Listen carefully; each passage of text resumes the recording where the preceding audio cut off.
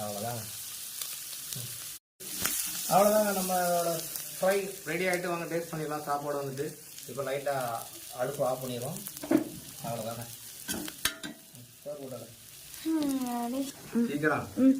So நம்ம இப்போ rice வச்சு நம்ம அந்த ஈரல் ஃப்ரையை டேஸ்ட் பண்ண போகிறோம். இங்கே பாட்டுங்க, இங்கே பாருங்க, இன்னும் ஆயில் அப்படியே சூட சூட அடாத அப்படியே வச்சு அவ்வளோதான். கொஞ்சம் மசாலா எடுத்துக்கலாம். வாவ். ஸோ இப்போ நம்ம டேஸ்ட் பண்ண ஆரம்பிச்சிடலாம். எப்படி இருக்கு பாருங்க. ஈரல்னால இப்படி வெந்து போயிடும், அழகாயிரும்.